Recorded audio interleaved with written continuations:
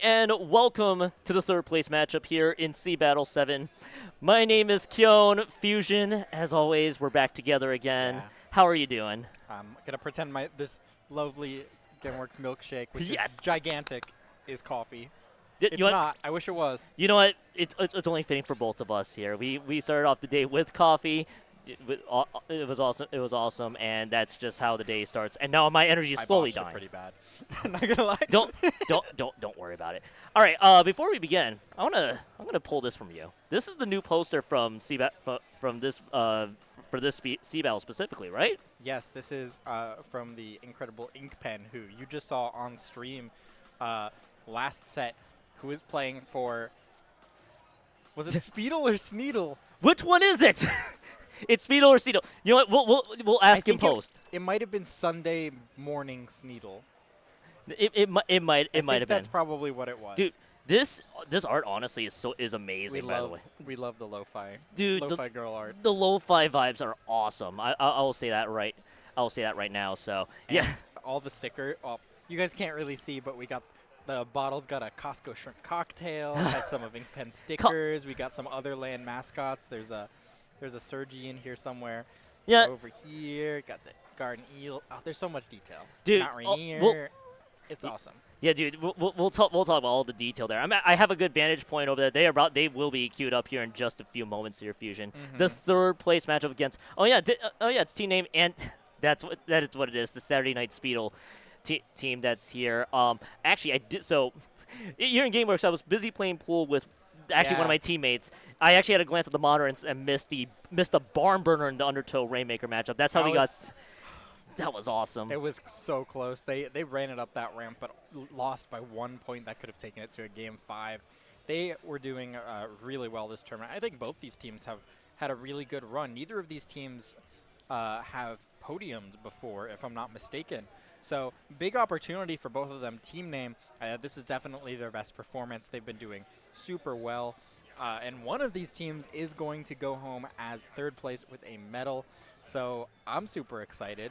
I've occasionally coached Adult Swim, which is Shisun Players team. So I'm maybe a little biased, but I also love. Oh God, Otter, Wani, Brave Sauce, I love everyone here. They're awesome.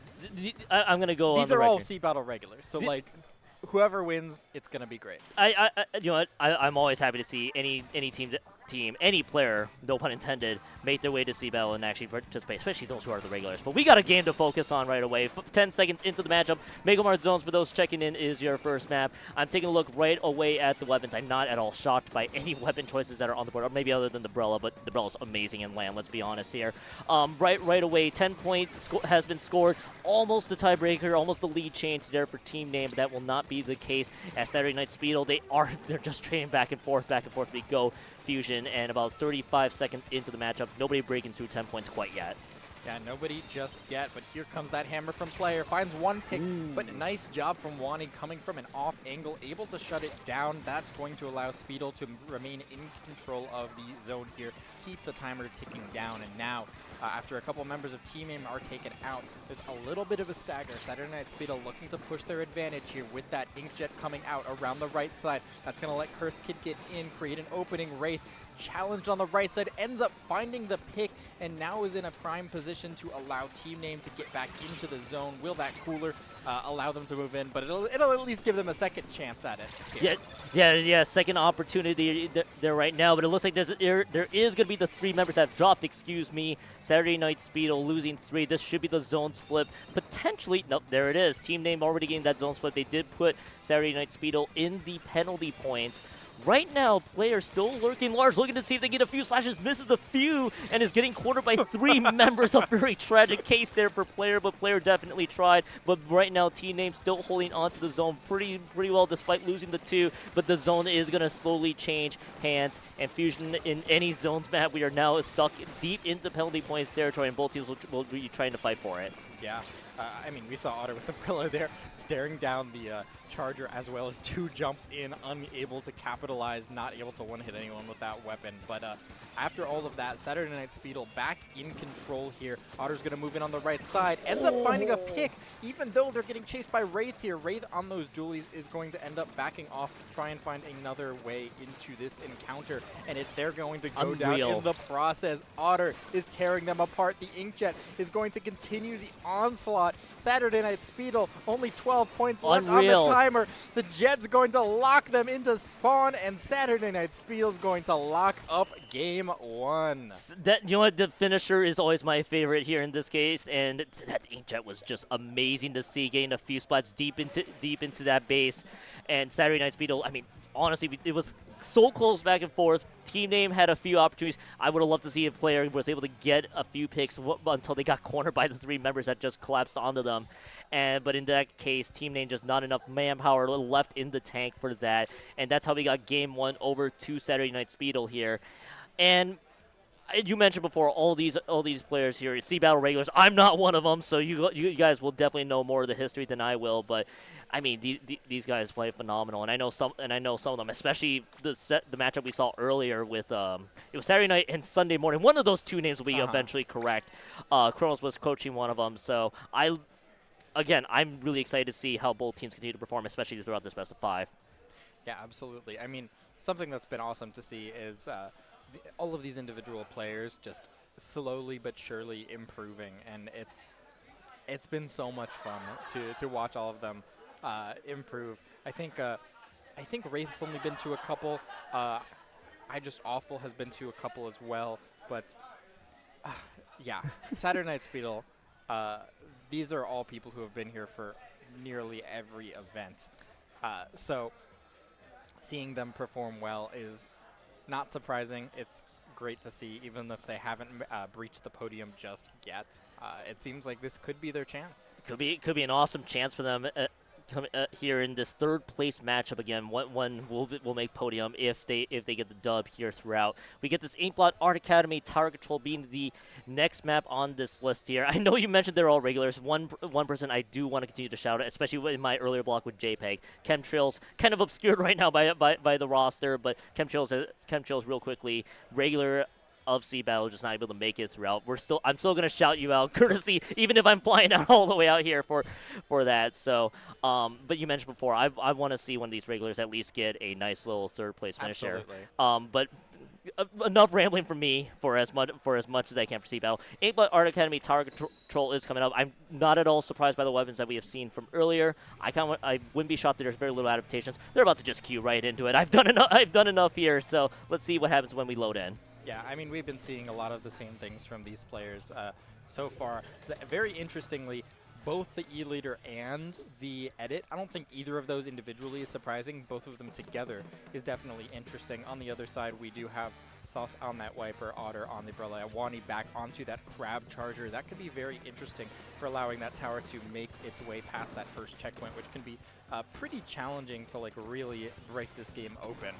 You know, the Crab Charger is always an interesting weapon set because it's basically a bit redundant when you consider the range that it provides. Yeah. But in any scenario, if you want that range, you want a lot more coverage out of it. It's a great option. It just depends on how the team wants to play. Right now, Saturday Night Speedle, they are looking to see not even the crab until now. Yuani is using that right away. They clear the first checkpoint. They're about to move right forward here as the crab tank already shut down. They were shut down on the bats there, and they're still pushing up ahead. Saturday Night Speedle, they already got the 2 members down. Sauce throwing the Ultra Stamp, not able to find anybody right now. The second checkpoint has been breached. They might be looking to break this one, which they will. Fusion right out of the gate. Saturday Night Speedle already clearing the first 2 checkpoints. Yeah, great stuff from them. Once they get that second checkpoint out of the way, it's all downhill from there. The tower rolls through that final checkpoint. Sauce looks to seal the deal, put that finishing touch on this gigantic push coming out from them here. Finds one with the hammer. The tower's going to make its way all the way towards the goal. 2 members go down. No one's there to dive the tower. You can't get past that Brella shield. Saturday Night Speedle. Man. That was very convincing, start to finish. That was awesome to see. And I don't even think it was really the crab charger that made the difference. Just right out of the gate, the first push happened. The crab definitely helped with a lot of control. I saw what I believe was Wraith from Team Name had the crab tank right around bats, but they were not able to get that through. In fact, I think they popped it and then just instantly canceled right away. So they had to go ahead and rebuild it. But by the time that happened, already second checkpoint, everything just kind of like fell apart. Like the tower of cards just going down when you take one of those cards away from you. So it was tough for Team Name. I know I know for them, they are having to look for the reverse sweep, especially with Umami Ruins Clan Blitz coming up. But I mean, Saturday Night Speedle just not losing a step so far here in this third place match. Yeah, I mean, it's so hard to deal with the aggression that was coming out from Saturday Night Speedle. Things like that wiper can be very, very difficult to deal with when you have like two backlines on your team. It's difficult to, well, I'd say push, but also to just retake ground that you've already lost. For example, like if you wanted to get back to the bats and try and defend towards that goal there, both the leader and the editor are not going to be able to just dive at the tower, especially when they have like a Brella. The Brella is really like the piece de resistance or what have you there, just because those the long range weapons aren't going to approach, and that weapon, the Brella, is great at just like blocking single shots or a couple shots here and there and going unscathed. It's not great when it's coming dealing with attacks from multiple angles. So if Team Name wants to find a way back in, I feel like they're going to have to probably try and find a way around that Brella, keep themselves alive, and like fault resistant to that wiper. Yeah, the wiper has been almost a bane of their existence for a few of these moments there. We also saw the Brella from earlier. I mean, Otter's Brella was magnificent game one, at least for the closing. Not necessarily like the big plays that matter, but ultimately taking that all the way home to that KO territory. So to your point, I wouldn't be shocked if the strategy from Team Name is to see if they can collapse onto the Brella and onto the wiper. I think those will be the two targets there if they can make this happen. Of course, third place, basically match point coming up here for Saturday Night Speedle if they're able to take this one home. Already changes here, player switching over to the 52 gal. For weapon changes, I think it's just a Brella variant change here from the Saturday Night Speedle there. That will just be the Brella with the Inkjet. I believe in that previous game, we didn't see Otter with this Inkjet Brella kit, so that's the only flexible change I always like to call it. We kick off Umami Ruins clans with both teams gathering clams right now. Yeah, Otter did a lot of work with that Inkjet in the past sets as well as in that game one. So we will see if that's going to pay off for Saturday Night Speedle. Team Name is going to end up sticking with their guns here and is rocking both that E-Leader and the heavy edit. Perhaps a heavy edit will have to play a little bit more aggressively here from Shisa if Team Name wants to really make this work. They have plenty of people to stay back and alive with those power clams, but somebody needs to get in to get that job done. Wani with that grab. Again, the redundancy, like you said, it's so useful to have a weapon with the range of a charger that also has like 1,000 HP. Yeah, and that's just it's just crazy to see right away, especially when you have to deal with the double coverage there. Sure, you'll have trains of thoughts where you're like, all right, maybe we don't need that redundancy. Maybe we just need to focus on the main weapon. But in this case, if you're able to make this work, which definitely Johanna is able to do, that was the big thing. Hey, that's the big thing for them, and it's definitely showing its dividends there as they got one splat there. Sauce right over the side! Unbelievable! The field goal is good! The field goal is good. Splits through the uprights entirely, and it gets one. But will they get something out of it? The answer was yes, actually. They get the one power clam in. Three small clams to follow suit right away. They are throwing out small clams to pass them forward. Curse DKD is able to get one more in, excuse me. But will there be enough left? The answer is going to be no. I mean, splitting through the uprights, getting Shisa, but it leads to just the 1+5 push down to the 65 points remaining. That's at least a good start there for the Saturday Night Speedle. Yeah, solid points. Again, not 2 power clams. I'm not going to be that guy and talk about the whole 2 power clam thing, but you ideally would like to get a little bit more out of it. Team Name still within arm's reach at this point is going to try and find a way in. Trades are coming out on both sides, but Saturday Night Speedle is going to end up coming out on top. Wani has a clear opening, but again, you're a charger. Be a little careful. That first power clam is going to make its way in. There's another one potentially at the ready. It's going to end up coming coming out as individual clams, get a few extra points on the board. Player on this 52 taking that off angle, trying to shut down Saturday Night Speedle. The wall's going to force the entirety of Saturday Night Speedle into the pit, so I guess Team Name by that alone is going to be able to stop the push. That is the most clutch ink ball I think I've ever seen in quite some time, pushing them into the corner. And you know what? I'll give them props for that. I'll give them massive props for that working out, but that's a huge deficit right away. Saturday Night Speedle already multiple power clams at least in the lead there, and DKD is able to cruise right in. They take out I Just Awful, and now there are only 3 members kind of just trying to crowd 4 right away. They spawn one more power clam there with Teenage about to get collapsed on. Wraith already pops the crab tank and once again is put out of it. The Suka, I believe, also took out player as well. Otter's about to rush right in. They're down to +2 penalty points left. They just need one small clam to break free, which they are able to. Now multiples coming in. Another power clam has also disappeared from Team Name. Saturday Night Speedle already, 2 members have gone down. They just need 8 more small clams. Maybe power clam if they're able to spawn one to get the KO. That's a nice little snipe on the sausage, slow them down. Awful is holding on to the power clam, excuse me. The free clam gets spawned in for Team Name, but the lead keeps growing here, Fusion. Yeah, there's so much pressure on player as, I guess, as the 52 gal, just to be so aggressive to find all of the picks, create the openings for Team Name, trying to find their way in. They don't have too many specials that are going to open the door, so players going to have to put him all on his back there. Finds one pick, is going to challenge the Brilla, not able to get past it. Some clams make their way to the basket, are not going to get enough to really put a huge dent in that lead, and now Team Name, the push is going to end up fizzling, and now 45 seconds left. They're within arm's reach. They're going to have a penalty kill, and how are they going to be able to do it? That's going to be a big thing. The best thing that they just did is that they kept the free clam that's available for them, so they will give themselves OT to work with if they're able to do so. They only have +30 points left in the penalty box here, so if I simply do some quick math here, they're going to need 2 power clams at least, maybe a handful of small ones to do so. But you know that Saturday Night Speedle, they got a lot of pressure they can.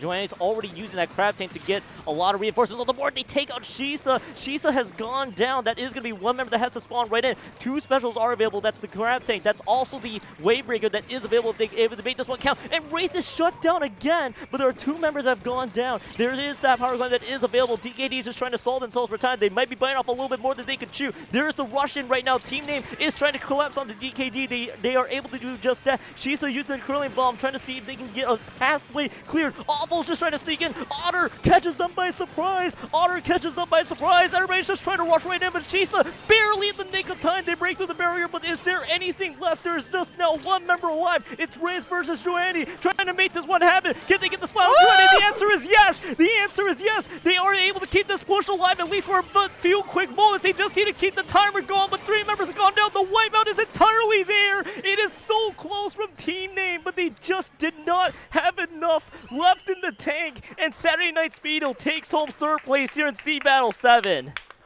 Oh boy, that was an ending. Oh my goodness. Wraith nearly brought it all the way back. Not enough clams available at the basket in order to get that lead, but they chewed all the way through that penalty.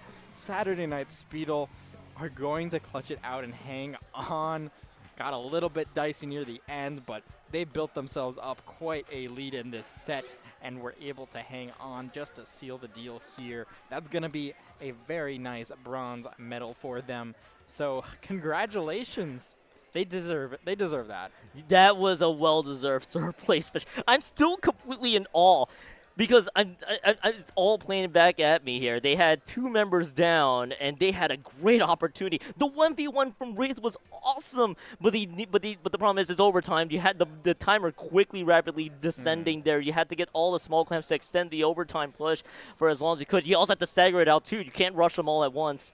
And just not enough left, and that's a great response from Saturday Night Speedle. Of course, aided by the fact they had a great margin of error to work with there too.